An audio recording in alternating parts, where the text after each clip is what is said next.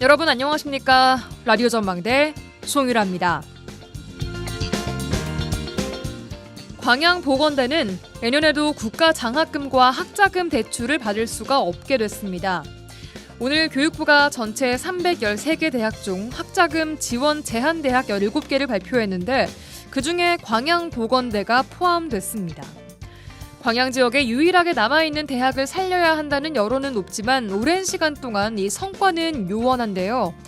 지금도 응급의료학과 등 보건의료 관련 학과에 130여 명이 이 학교를 다니고 있습니다. 언제까지 지역 인재들이 교육 지원을 받지 못하게 되는 건지 이 피해는 고스란히 지역의 학생들에게로 넘어가고 있는데요. 최근 광양보건대는 김주명 총장 직무대행 겸 부총장 체제로 전환 이후에 광양원예농협, 광양상공회의소, 광양제철소 파트너사협회 등과 대학 정상화를 위한 업무 협약을 체결하고 있고요. 재정 기여자를 통한 대학 정상화 계획 승인을 요청하면서 자구책을 마련 중이기는 합니다만 정부나 지역사회의 통큰 결단과 지원이 없다면 어려운 상황인데요. 최근에는 서울대 남부학술림과 지역의 웰리스를 결합한 보건의료 특성화대학으로 육성하는 게 어떻겠냐 하는 제안이 나오기도 했습니다. 대학 하나가 들어서는 것도 어렵습니다만 유지하는 것도 참 어렵습니다. 지역의 보건의료가 강화되는 이 시점에서 광양보건대의 정상화 또한 전환의 기틀이 빨리 마련됐으면 좋겠습니다. 오늘 라디오 전망대가 준비한 내용입니다. 뉴스 브리핑 라전 법정 세상에 이런 일이까지 준비되어 있습니다. 잠시 후에 뵙죠.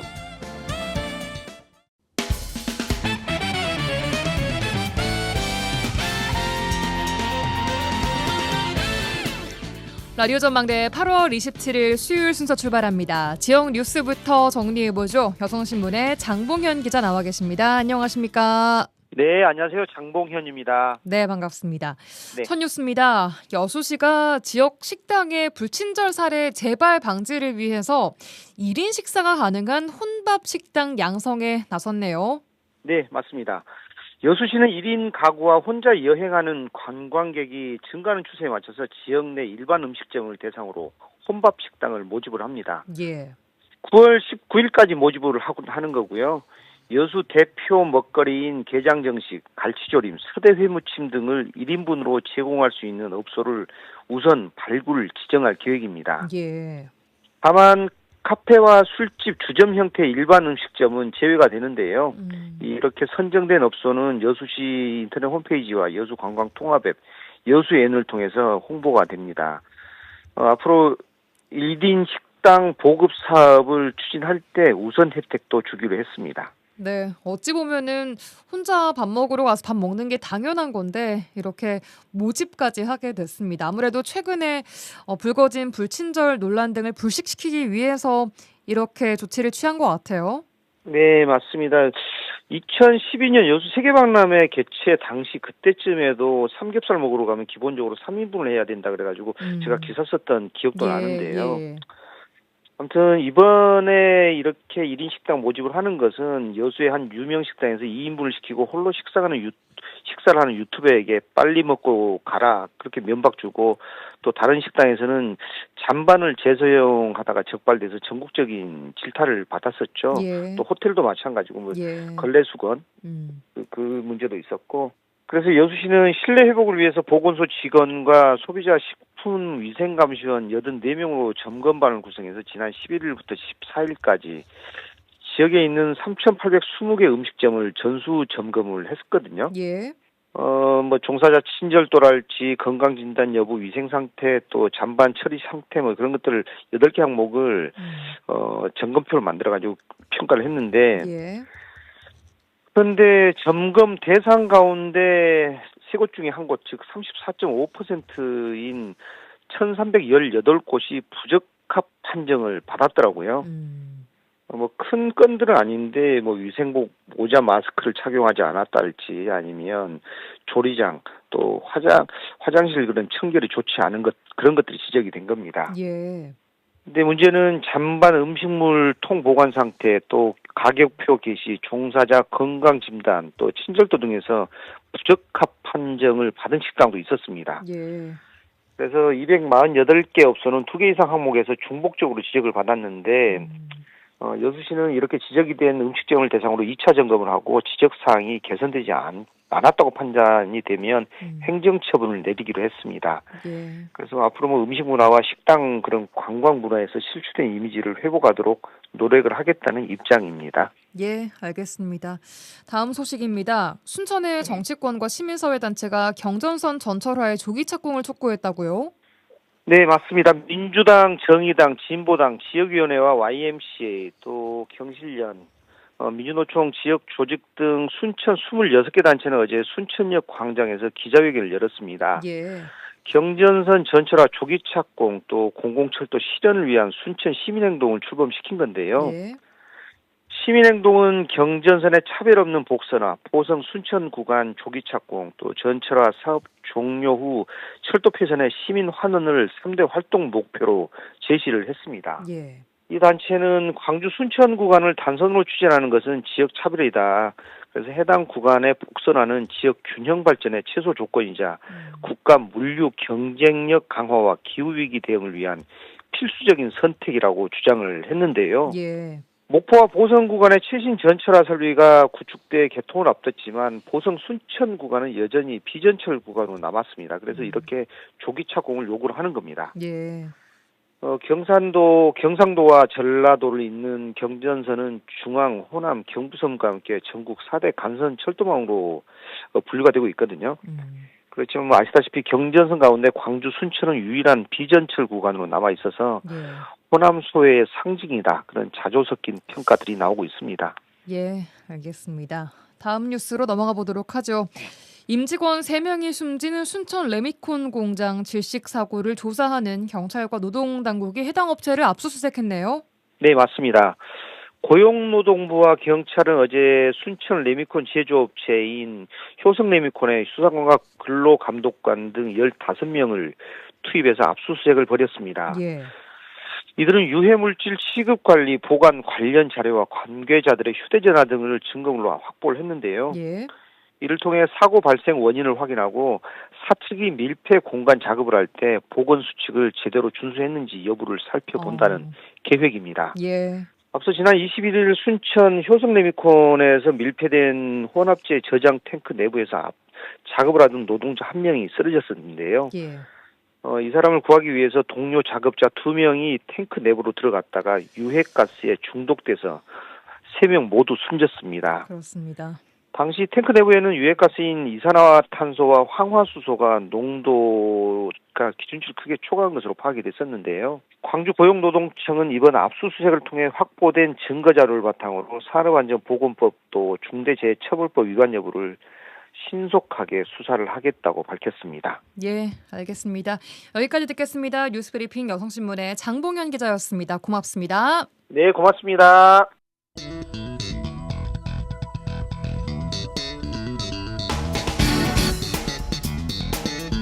내 생각만 옳은 것은 아니다. 이런 주장도 있다. 이슈를 바라보는 눈을 키워드립니다. 라디오 전망대 라전 법정 시간입니다.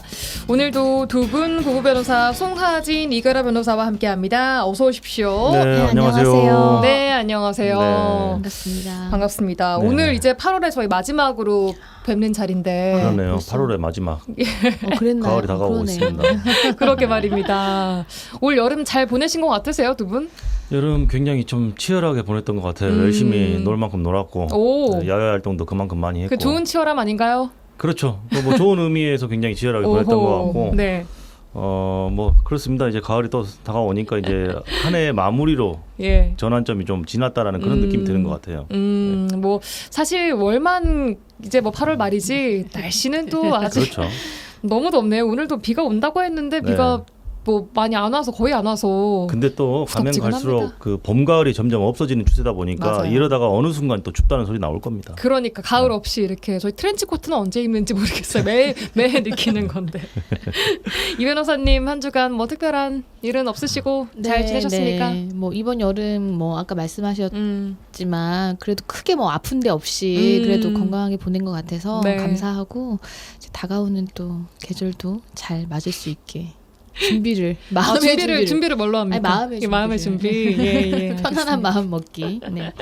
알겠습니다. 자, 오늘 화재 판결부터 만나보도록 하겠습니다.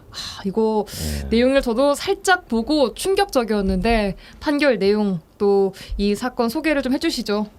예, 여대생들에게 수백만 원을 주겠다면서 난자 판매를 제한한 여성 2명에게 유죄 판결이 선고된 이 사건을 좀 가져왔어요. 그래서 이거에 이제 관련된 법률은 생명윤리 및 안전에 관한 법률 위반입니다. 예. 그래서 보니까 이제 뭐 고액 알바다, 이제 고액 단기 아르바이트다라는 이제 전단을 부산 지역에 있는 대학 2곳의 여자 화장실에 붙였다고 해요. 와. 그래서 이제 이거를 여기에는 이제 QR 코드 그 이제 피고인이 개설한 카카오톡 오픈 채팅방으로 연결된 QR 코드가 있는데 이제 거기 가서 이제 이 알바를 보고 관심이 있는 이제 이 여대생들 연락을 하면 난자 기증자를 찾고 있다. 그리고 사례는 확실히 해드리겠다라고 하면서 이제 매수를 시도한 사례입니다. 그래서 징역형에 이제 징역 4개월에 집행유예 1년이 각각 선고된 사건입니다. 네. 실제 매매로도 이어졌습니까, 이게? 매매를 실제로 유도한 것으로만 유도한 것이지 이게 실행에 착수를 해서 기수까지 이룬 것은 아닌 것으로 보입니다. 예. 자, 여대생들의 난자를 구한다고 제안한 이 사람 2명에게 실형을 선고를 한 건데 우선 짚어볼 것이 단순히 난자를 구합니다라는 이런 얘기를 하는 자체가 죄가 되는 겁니까? 일단 결론적으로 말씀드리면은 죄가 될 수 있어요. 예. 아무나 난자를 구할 수 있는 게 아니에요. 그래서 배아 생성 의료기관으로 지정받은 의료기관만 특정한 목적에 의해서 기증을 받을 수 있는 것이지. 예. 뭐 이렇게 오늘 우리 방금 소개시켜드린 판결 사안처럼 난자를 구합니다. 사례를 뭐 확실하게 해드릴게요. 이거는 일종의 매매를 하겠다라고 사람 유인한 거잖아요. 이런 경우는 당연히 불법이고 법률 이름이 좀 생소하실 수도 있어요. 생명윤리 및 안전에 관한 법률. 별도의 법률 이름이에요. 이런 법이 있고 보면은 누구든지 금전 또는 재산상의 이익 그 밖에 반대급부를 조건으로 그러니까 어떤 특정한 무엇을 해줄 것을 조건으로 난자를 제공 또는 이용하여서는 안 된다. 그리고 난자 또는 정자를 뭐 체해 수정을 위해서 난자 또는 정자를 채취 및 보존하거나 이를 수정시켜서 배아를 생성하려는 의료기관은 아무나 할 수 있는 게 아니고 배아 생성 의료기관으로 보건복지부로부터 지정을 받아야 됩니다. 그래서 지정받은 일정 기관만이 이런 행위를 할 수가 있는 거고 그것도 어떤 매매 형태로는 완전히 금지가 돼 있다. 이렇게 이해하셔야죠. 네. 그런데 이 여성 이번에 그 실형을 받은 여성 2명은 뭐 기관에서 나온 사람들이 아니었고요. 전혀. 그렇죠. 네, 맞아요. 네. 알겠습니다. 말만 기증이라는 표현을 쓴 것이죠. 그렇죠. 예. 방금 기증이란 말씀 주셨는데 이게 매매라는 것이 있고 난자 기증도 맞아요. 뉴스에서 많이 들어봤던 것 같아요. 일단 이제 원칙적으로 이제 방금 말씀하신 것처럼 난자 매매는 금지되어 있는 것이고요. 네. 난자 기증은 이제 일정한 그 아까 그 생명윤리법 줄여서 생명윤리법이라고 하는 법에 이제 기준이 정해져 있어요. 네. 그리고 내가 기증하고 싶다고 해서 아무나 기증할 수 있는 것은 아니고 네. 반드시 건강 검진을 받아야 하고요.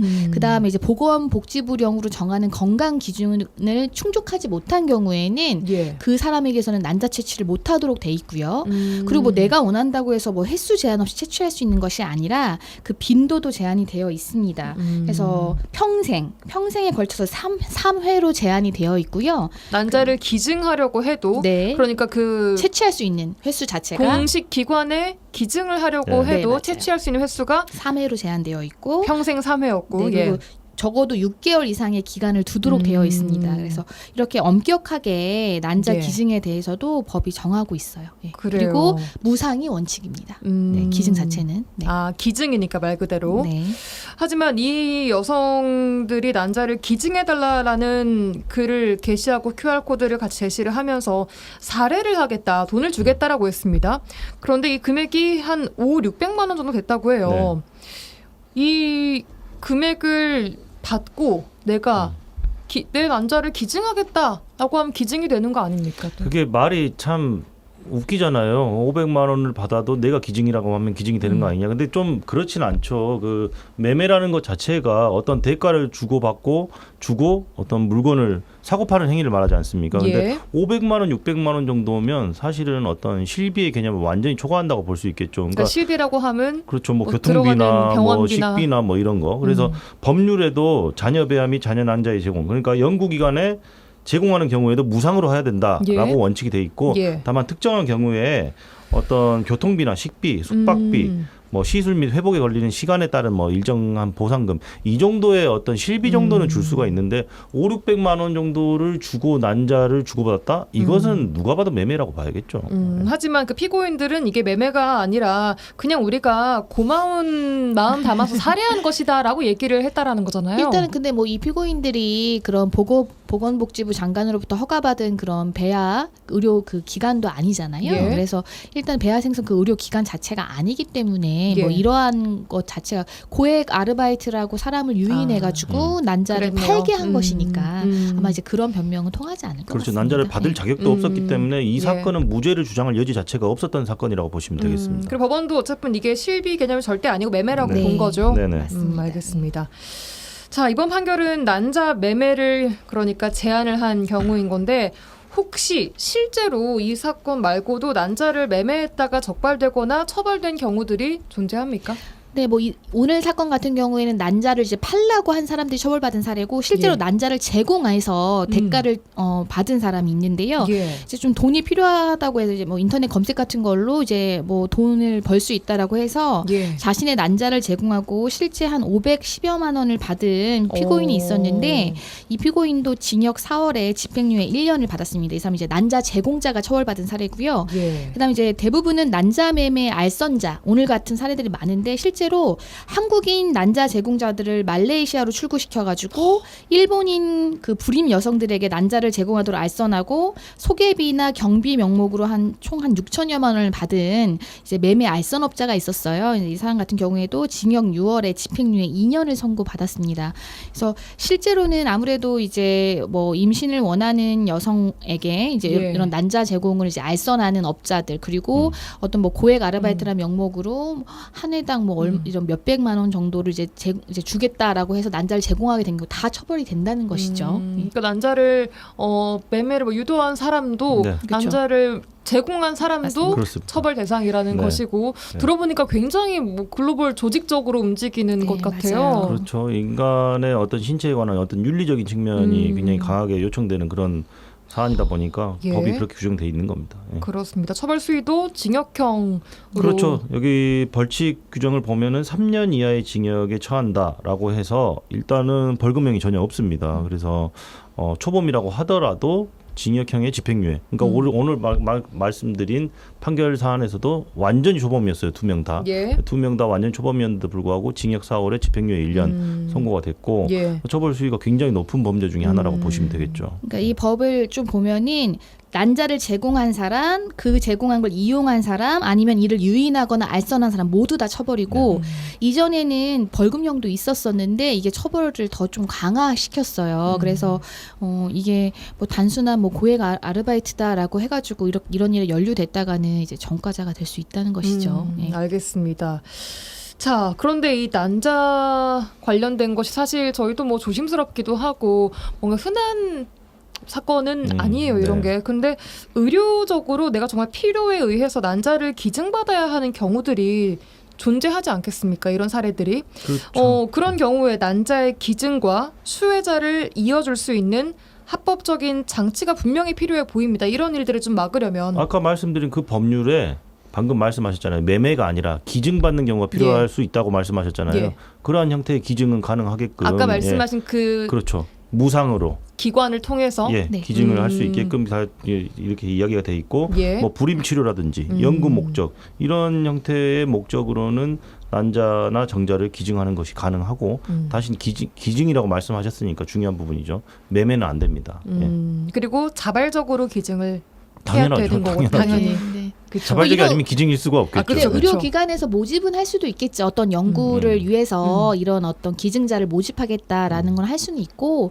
근데 이제 여기 어떤 대가는 아까 말하는 그 실비 정도로만 이제 지급이 된다는 거예요. 예, 대가는 알겠습니다. 없고. 네. 그러니까 의료적인 목적으로 뭐 합법적인 제도가 마련되어 있긴 하지만 상업적인 매매는 그쵸. 절대 네. 금지다. 그렇습니다. 개인 간에 뭐 난자를 주고받고 이렇게 한다는 것은 이제 안 된다는 거죠. 그러게요.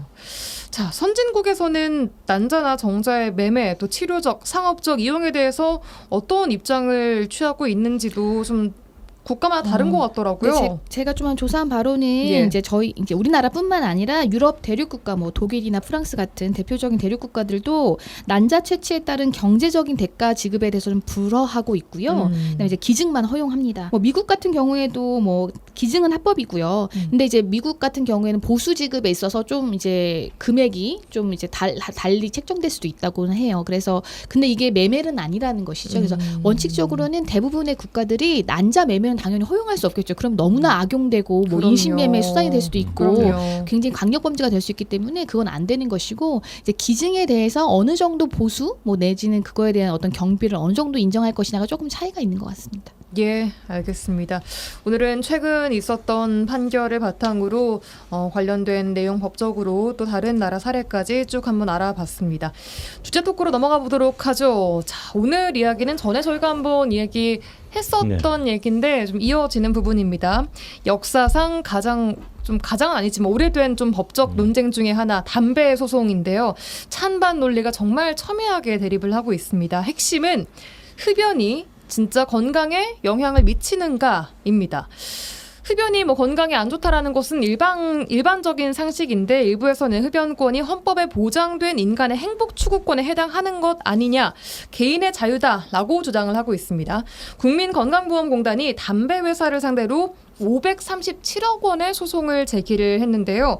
공방 끝에 건강보험공단이 일단 패소를 했고요. 2심 판결을 앞두고 있는 상황입니다. 어떤 결론이 나올지 사회적인 관심이 높은 상황. 오늘 담배 소송에 대한 이야기를 한 번 더 나눠보도록 하죠. 준비된 꽁트부터 듣고 오실게요. 아우 진짜 누가 길거리에서 담배를 피우는 거야. 아이, 진짜. 지금 나보고 뭐라고 했어? 아니 내가 내 돈 주고 담배 사서 길거리에서 피우든 집에서 피우든 뭔 상관이 돼? 아니 아저씨 안방에서 피우든 거실에서 피우는 건 제가 알 바 아닌데요. 지금 여기는 사람들이 다니는 길거리잖아요. 아유, 이런 데서 담배 피우면서 가면 어떡해요. 뒤따라가다 담배 연기 다 마셔버렸네. 아유 진짜. 아이 그쪽은 돈 한 푼 안 내고 담배 피웠으면 대체 뭔 상관이요? 아 이거 진짜 말이 안 통하는 사람이네. 아니 이러다가 나 폐암 걸리면 당신 책임질 거야? 아우 아직도 그냥 기침이 나오네 진짜 그냥. 아우 진짜. 내가 중학교 때부터 담배를 하루에 한 갑씩 한 30년을 피운 사람이야. 아니, 그래도 봐봐 멀쩡해 불자네. 그거 한 모금 마셨다고 안 죽은 게 얼른 가던 길이나 가시오. 아니 이 아저씨가 정말 드저지하니까 적반하장이네. 아니 내가 아저씨 뒤를 한 10분 정도 따라왔을 거고 그동안에 마신 담배 연기가 이미 내 폐에 들어가 썩게 만들었으니까 배상해요 나한테. 아니 괜히 뒤따라오면서 내 소중한 담배 연기 마셔놓고 돈 내놓으라네. 아니 어디 여기 공기가 다 당신 거라고 하시오. 뭐 미친 사람도 하고 있네. 소장 날 테니까 딱 기다리세요. 와, 이거 진짜 오늘은 작가님 오늘 좀 심했다 이거는. 이런 나쁜 사람의 연기를 저는 시키시다니. 이렇게 볼 때마다 이런 악역을 어디서 이렇게 영감을 얻으실까. 어렵습니다. 소중한 담배 연기를 마셨다고 지금 뒷사람한테 뭐라고 하질 않나. 돈 한 푼 안 내고 담배 피웠다고 뭐라고 하질 않나. 저희가 좀 극적인 요소를 좀 가미하기 위해서 이렇게 좀 네네. 각색을 했습니다. 어쨌든 좀 잘못 걸린 것 같아요. 남성분이 이 뒤에 이제 오선 분도 서로 잘못 보통 사람은 아니에요. 나한테 배상해라 이렇게 소장 날리겠다 한 네. 상황. 자, 꽁트 듣고 왔고요. 저희 광고 듣고 와서 본격적으로 담배 소송 이야기 해보도록 하죠. MBC 라디오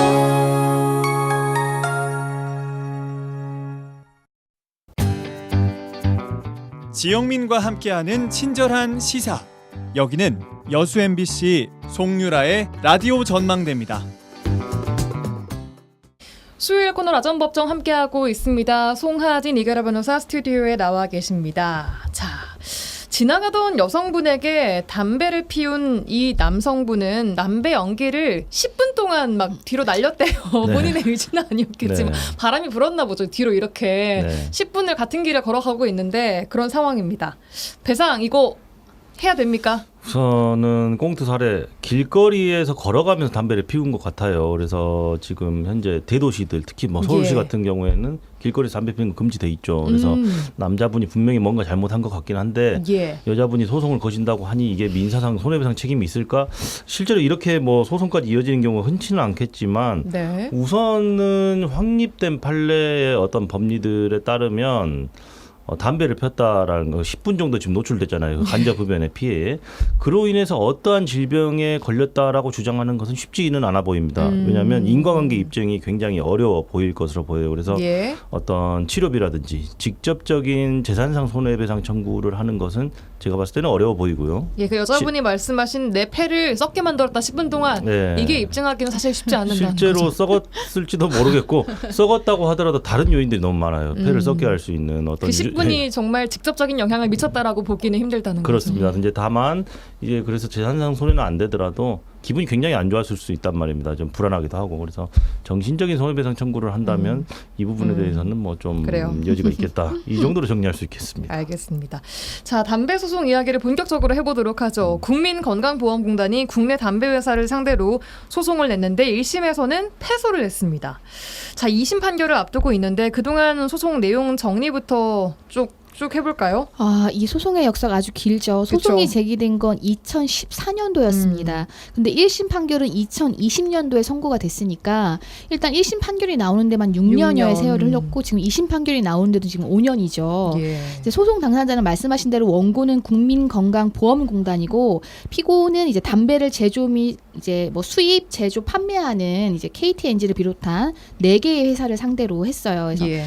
이제 국민건강보험공단의 주장은 뭐였냐면 2003년경부터 2012년경까지 우리 폐암 중에서도 좀 또 세분화하면 소세포암 그리고 편평세포암은 특히나 흡연과의 그 연관관계가 크다고 합니다. 연구 결과들이. 그래서 이걸 진단받았거나 또 이제 이걸 진단받았던 3,465명에게 이제 건강보험공단이 총 한 533억 원 정도의 그 급여를 지출을 했어요. 예. 그래서 뭐라고 주장했냐면 담배를 수입하고 제조하고 판매하는 이 피고들 회사들 때문에 우리가 이러한 지출을 하게 된 것이다. 그러니까 그러한 손해를 배상해야 된다라는 게 이제 건강보험공단의 주장이었고 예. 근데 이제 이 주장에 대해서 법원은 이제 모든 주장을 받아들이지 않았습니다. 원고가 많은 주장을 했어요. 우리가 이제는 어떤 청구를 할 때는 그 청구가 이유 있다라는 원인들을 주장을 해요. 그쵸. 이제 여러 가지 원인들을 주장했지만 네. 다 하나하나 이러한 그 원고의 주장을 인정할 만한 뭐 증거가 부족하다 뭐 이런 등의 이유로 원고 청구가 기각됐죠. 그 이유들 좀 볼까요? 1심에서 네. 패소한 주요 원인 뭐였습니까? 사실 첫 번째로는 인과관계가 입증이 부족하다라고 봤습니다. 그래서 법원이 흡연과 특정 질병 사이에 어떤 역학적인 통계적인 역학관계 자체는 인정을 하겠다. 그러니까 예. 담배를 많이 피우면 그러니까 폐암에 걸릴 확률이 높아지는 것 자체는 예. 어떤 통계적 역학적으로는 인정이 되는데 예. 개별적인 인과관계 입증이 부족하다. 그러니까 흡연과 폐암 사이에 일반적인 관련성은 있더라도 특정 환자가 폐암에 걸렸는데 그 환자가 폐암에 걸린 이유가 흡연 때문이라는 단정적인 어떤 원인이 밝혀진 것이 아니다. 어떤 개별적인 요소들이 있을 수 있잖아요. 유전적인 요소라든지 생활 환경이라든지 생활 패턴, 음식 뭐 다양한 요소들이 있기 때문에 인과관계 입증됐다고 보기 어렵다라고 했고 예. 그리고 담배가 법적으로 허용된 제품이고 담배의 예. 유해성이 이미 널리 알려져 있어서 제조물 결함이 있다라고 보기도 어렵다. 예. 그리고 다음으로는 담배 회사들이 담배의 유해성을 은폐했다라고 볼 증거도 충분치가 않고 법률이 정한 범위 내에서 합법적인 영업 활동을 했을 뿐이다. 그리고 이제 마지막에 또 중요한 게 구상권. 국민건강보험공단이 구상권 행사를 했어요. 그게 뭐죠? 담배 회사들로 인해서 많은 사람들이 폐암에 걸렸고 그럼 그 폐암 치료비를 건강보험공단에서 지급하게 됐잖아요. 너희들 때문에 너희들의 잘못으로 인해서 우리가 지출을 하게 됐으니까 그거 뱉어내라는 형태로 구상권을 행사했는데 법원에서는 아까 말씀드린 것처럼 개별 환자들과 흡연과 질병 사이에 인과관계가 입증되지 않은 상황에서 네. 이렇게 포괄적으로 구상권을 행사하는 것은 인정할 수 없다라고 판단을 한 겁니다. 알겠습니다. 자, 1심에서는 패소를 했는데 곧바로 항소를 했습니까? 네, 건강보험공단에서 항소를 했고요. 예. 이제 뭐 원고 패소 판결이기 때문에 당연히 피고들은 뭐 항소할 이유가 당연히 없었죠. 그리고 예. 이제 원고만 항소를 해서 지금 항소심이 이제 5년째 변론기일이 진행이 된 거고 이제 드디어 선고를 앞두고 있는 것입니다. 네. 그렇군요. 자, 국민건강보험공단 측에서는 1심에서 패소를 했기 때문에 흡연이 진짜 건강에 해롭고 개별적인 영향도 미쳤다라는 것을 차근차근 엄청 꼼꼼하게 그 오랜 시간 동안 준비를 해왔을 거란 말이죠. 어떤 논리를 좀 추가적으로 좀 펼쳤습니까? 이게 흡연자 본인이 담배 회사를 상대로 소송한 게 아니라 흡연자들에게 이제 그런 국민건강보험법에 따라서 보험급여를 지급한 공단이 소송의 주체가 됐어요. 예. 그래서 이 소송이 더 관심을 받고 있는 건데요. 예. 일단은 아까 1심 판결을 얘기해 주셨는데 일단 법원이 판단했던 걸 다시 한번 좀 말씀드리면 일단 지금 공단은 본인들이 직접적인 피해자로서 이 피고들에 대해서 손해배상을 주장하는데 직접적인 피해라고 보기가 힘들다라고 했어요. 그 보험급여를 지급한 거는 너희들은 피해자가 아니야 이렇게. 국민건강보험법에 따라서 보험자로서 의무를 이행한 것이지. 뿐인데. 네, 그거를 직접적인 피해를 입었다고 보기에는 좀 힘들다고 했고, 예. 그래서 이에 대해서 이제 또 그 건강보험공단에서는 그러면 이제는 그 아까 구상권 그걸 예. 또 주장을 한 거예요. 왜냐하면은 어떠한 이제는 가해자의 어떤 행위로 있어 피해자에게 이제 보험급여를 지급하게 되면 건강보험공단은 그 피해자가 가해자에게 청구할 수 있었던 손해배상 청구권을 대신 청구할 수 있어요. 예. 예, 그런 개념이 또 있는데 그거를 보더라도 어쨌든 인과관계 인정돼야 된다. 일단은 그 흡연자들이 이제 이 특정 폐암에 걸린 흡연자들이 예. 이 피고들의 행위로 인해서 이 병에 걸렸다라는 인과관계가 일단은 인정이 돼야 그러니까. 너희가 그런 걸 다시 뭐 구상할 수 있다거나 그걸 뭐 손해배상 청구권을 대의할 수 있다거나 이런 게 성립하는데 예. 일단 인과관계가 인정이 안 된다는 거예요. 그러니까 이 인과관계라는 것은 우리가 그냥 일반적인 상식으로 흡연이 폐암 발생에 많은 기여를 한다. 요것만으로는 안 된다는 거예요. 그러니까 그거는 철저하게 자료를 준비를 해야죠. 이제 이 근거되는 것들을. 그렇습니다. 예, 네. 뭐 약간 공식 뭐 네. 논문 이런 거 있지 않습니까? 어느 정도의 증명을 요하냐면요. 자, 이게 만약에 지금 이 3천여 명의 급여자들에게 돈을 줬잖아요. 네. 급여를 했잖아요. 이 사람들을 하나하나의 질병이 흡연 때문에 생긴 거냐? 요거가 증명이 되냐는 거예요. 3,400여 건 모두 다 네, 그렇죠. 하나하나. 그 외에 뭐 다른 유전적인 요인, 이 사람의 생활 습관 뭐 이런 거 영향 안 미쳤냐? 이거 어떻게 입증할 어떡해요, 거냐고. 그다음에 만약에 그게 아니라 비특이성 질환이라고 봐서 어떤 그 인과관계를 증명하려고 한다고 해도 좀 다 이 인과관계에서 좀 다른 요인들 이런 것 때문에 다 이제 인정이 안 됐어요. 그래서 그 부분에 대해서는 아마 이제 항소심을 그 오래 하면서 어떤 추가적으로 이제는 소명은 했을 것이라고 보이는데 그게 또 어느 정도 증거 능력이 인정이 될 것인지는 이제 두고 봐야 될 것 알겠습니다. 같아요. 담배 회사 측은 어떻게 주장합니까? 간략히 좀 볼까요? 뭐 항상 하던 이야기 이제 1심에서 다 얘기했으니까 리바이벌 같은 건데 합법적으로 영업 활동을 했을 뿐이다.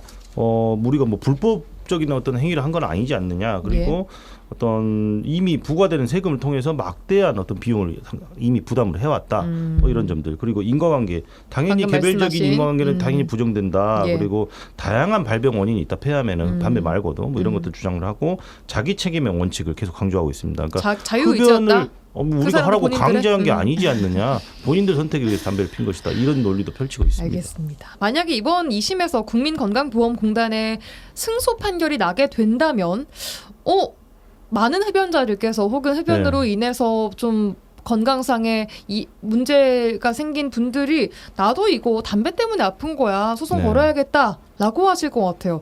담배 회사 측이 상당히 좀 불리해지는 거고 배상해야 할 액수도 어마어마해질 것 같은데. 굉장히 어마어마하고 파급 효과가 클 것 같아요. 건강보험공단이 이긴다면 예.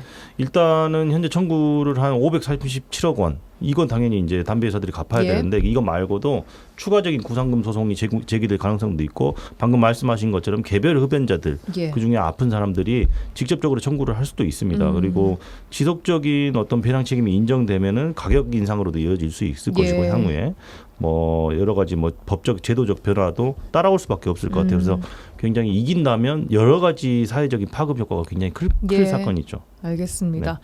자, 이 담배에 정말 그 유해 물질들이 많이 들어있다는 거는 뭐 상식적으로 좀 알고 있지만 정확한 어떤 물질이 들어가 있는지를 우리가 뭐 식품처럼 그렇게 나와 있습니까? 지금 담배값에 표기가 돼 있습니까? 그런 식으로? 그렇지는 않죠. 지금은 또 타르랑 니코틴 양은 당연히 표시가 돼 있고 네. 그리고 어떤 경고 문구라든지 그림 뭐 같은 것들 후두함 그림 이런 정도는 거가 나와 있잖아요. 있는데 네. 어떤 식품처럼 어떻게 뭐 유해한 물질들이 무엇이 있는지 구체적으로 상세적으로 다 기술돼 있지는 않아요. 지금 예. 현재로서는. 예, 근데 관련된 법이 이제 곧 맞아요. 시행이 된다면서요. 이른바 담배 유해성 관리법인데요. 그래서 이게 2025년 11월 1일부터 이제 시행될 예정입니다. 예. 그래서 뭐 아무리 자유의지에 따른 선택이라고 하더라도 이 담배가 어떠한 유해 성분을 가지고 있는지, 그 다음에 그 유해 성분별로 독성이나 발암성 등 인체에 미치는 정보가 어떻게 되는지를 이제 아예 식품의약품 안전처 홈페이지에 공개하도록 이제 그건 내년부터 시행이 되는 것이고 예. 이 법 자체는 이제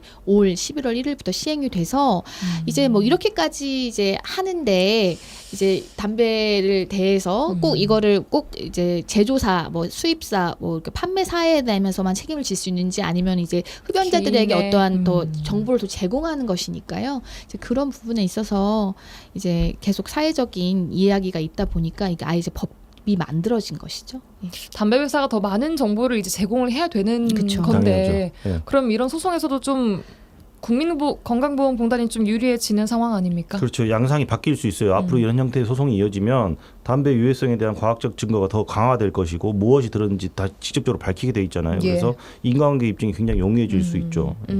알겠습니다. 자, 오늘 기나긴 담배 소송에 대한 이야기를 해봤고요. 2심 판결은 이제 곧 나옵니까, 이거? 네, 지금 나올 예정돼 것 있는 같아요. 것으로 알고 있어요. 이제 뭐 판결이 또 나오면 예, 또 또 한번 다시 얘기를 한번 해보도록 나눠보시죠. 하겠습니다. 네. 결과가 좀 궁금하네요. 여기까지 듣겠습니다. 송하진, 이결아 변호사 두 분과 함께했습니다. 오늘도 고맙습니다. 네, 감사합니다. 감사합니다.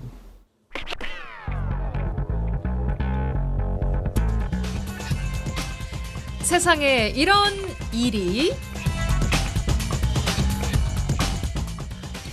네, 오늘도 이미지 리포터와 함께하겠습니다. 어서 오십시오. 네, 안녕하십니까? 자, 먼저 오늘의 주인공부터 만나보죠. 네, 나무이사 이가영입니다. 네, 저는 나무의사 김정희입니다. 나무 의사요? 네, 맞습니다. 직업이 나무 의사예요. 네. 세상에 이런 일이네요, 정말. 네네. 나무 의사라는 게 조금은 생소하긴 합니다. 네. 우리가 알고 있는 나무를 다루는 곳 하면 딱 떠오르는 곳이 화원 네. 정도인데 여기랑은 또 다른 곳인가 네, 봐요. 완전 다른 겁니다. 나무 의사는요, 말 그대로 나무를 치료하는 의사인 겁니다. 그러니까 사람에게 의사가 있듯이 나무에게도 진단하고 치료하는 전문가가 필요한데 그 전문가가 바로 나무 의사라는 겁니다.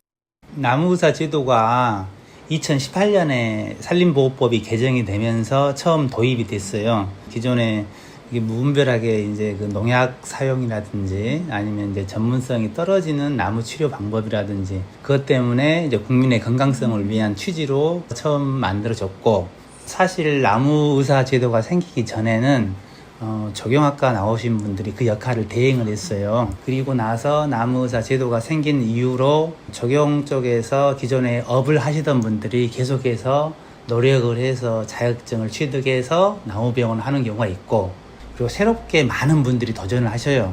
이 나무를 우리 그 인간의 같은 생명 공동체로 여기는 마음 이게 우선적으로 가장 중요하고 그런 사람들이 대부분 지원을 하죠. 와, 그러니까 이 나무 의사라는 게 정식으로는 생긴 지 10년도 안 된 네. 신생 직업이네요. 네, 맞습니다. 네, 시험 보니까 좀 까다로워요. 1, 2차로 나눠주는데 이게 공부가 조금 힘들다고 하더라고요. 뭐 전공의 시험 보는 것처럼. 네, 맞습니다. 예. 자, 그런데 더 특이한 건요. 나무 의사이신데 두 분 부부가 다 같이 나무 의사세요. 네, 두 분은요, 우리나라 1호 나무 의사 부부라고 합니다. 아, 네. 그래요.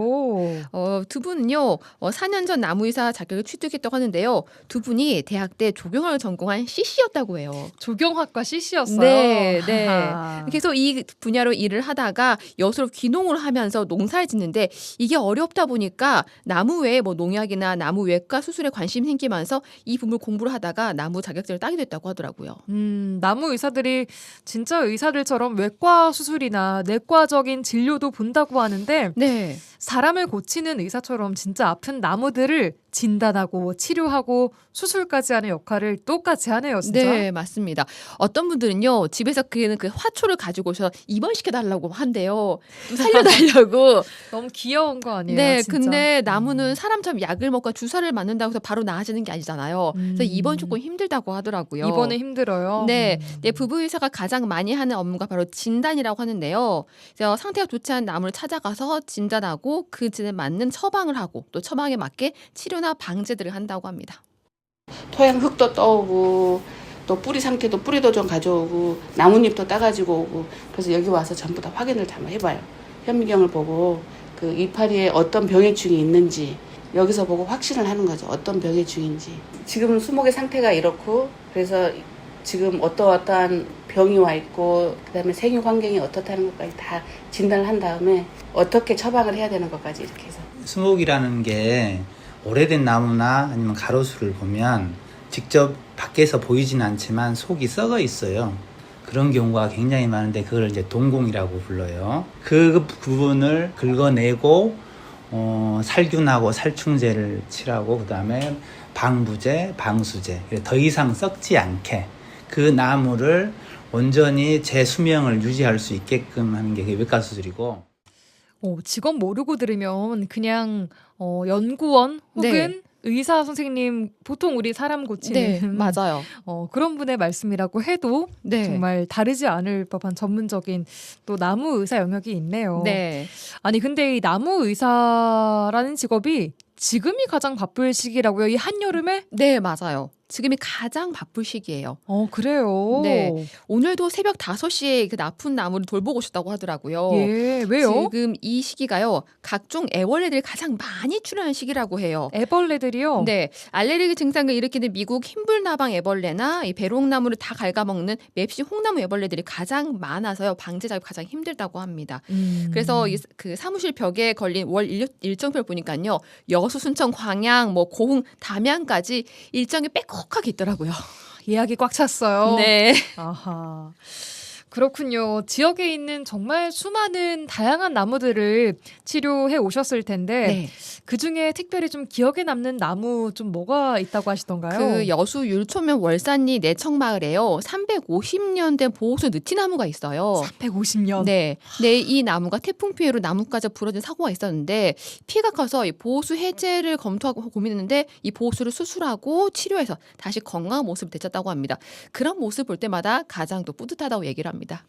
작년 5월 달에 태풍에 의해서 보호수인데 굉장히 큰 보호수 350년 된 보호수인데 태풍에 의해서 3분의 1 가지가 부러져 버렸어요.